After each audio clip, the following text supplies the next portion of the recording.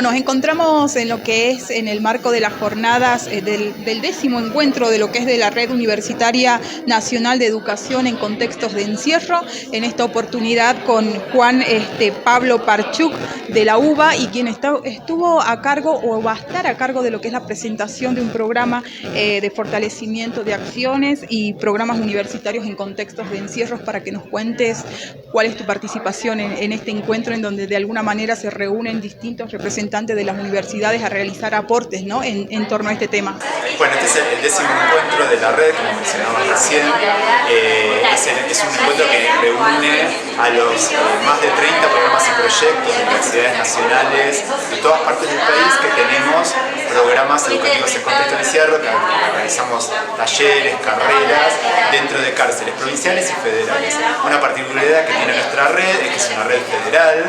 por lo tanto abarca todo el territorio argentino, y cada vez son más universidades las que se muestran interesadas por este tipo de proyectos, que tiene una larga historia en nuestro país. Nuestro país es pionero en educación universitaria en cárceles. El primer programa es de 1985, y a partir de ahí se empezaron a desarrollar muchos programas, en los últimos 20 años sobre todo, la mayoría. Y bueno, estos encuentros son una oportunidad de conversar, hacer un estado de situación, colaborar con los programas que recién están empezando, poder definir los lineamientos de las acciones y las políticas que queremos llevar adelante, el diálogo con las autoridades, en fin, es una oportunidad para encontrarnos, conversar y proyectar. También para que nos comentes desde tu perspectiva y desde la realidad, desde el aporte que ustedes vienen realizando, ¿cuál es la realidad que tienen las personas que viven en contextos de encierro? Bueno, justamente estamos a 40 años del inicio de la democracia, de la recuperación de la democracia, y las cárceles son una de las deudas pendientes de esta democracia. Digamos, en las cárceles todavía hay serias violaciones a los derechos humanos, las condiciones de vida son muy malas, mala alimentación, malas lugares para vivir, restricciones en los derechos básicos como la educación, la comida, la salud, en fin, esto varía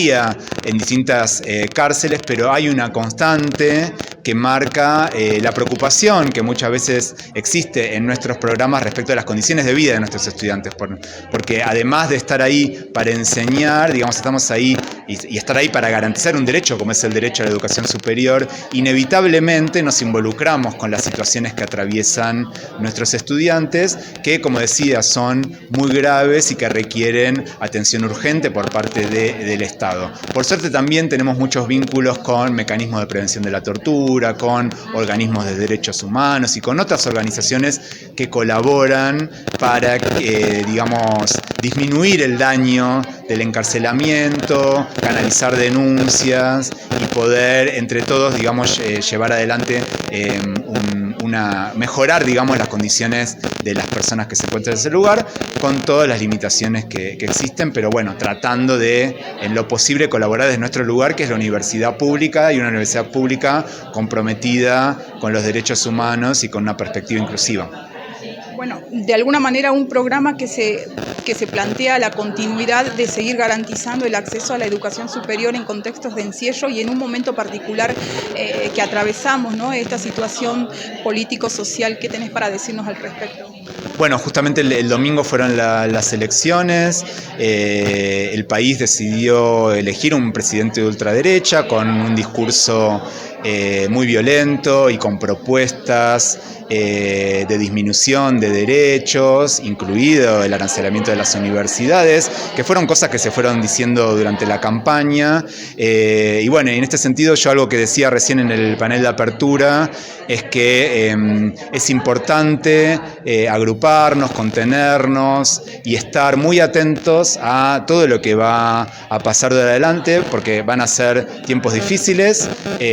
La crisis sin duda se va a profundizar, porque todas las medidas de shock que se están proponiendo, lo único que van a producir son más daño y violencia. Esperemos que no sea así, ojalá que no sea así, pero sabemos, porque tenemos una historia que se reitera en nuestro país, y las propuestas del presidente electo son muy similares a las que tuvo la dictadura cívico-militar en la década del 70 y la que tuvo el proceso neoliberal que se abrió en la década del 90. Así que también eso quiere decir que hay un pueblo preparado también para resistir a lo que viene de muchas formas. Esperemos que sea... esperemos poder generar las condiciones para que no haya violencia ni represión y estar atentos a todas las medidas que se tomen para no retroceder ni un derecho de los conquistados en estos años. Hablando particularmente sobre tu participación en este encuentro, contanos de qué se trata el panel en el que vas a estar participando. El panel es sobre un programa de fortalecimiento a las intervenciones de la universidad en contextos de encierro que fue promovido a partir del diálogo entre la Red UNESE y la Subsecretaría de Acompañamiento de las Trayectorias Educativas de la Secretaría de Políticas Universitarias del Ministerio de Educación de la Nación, y es la primera vez, que se da un programa de estas características para fortalecer programas existentes o apoyar el nacimiento de nuevos programas con recursos públicos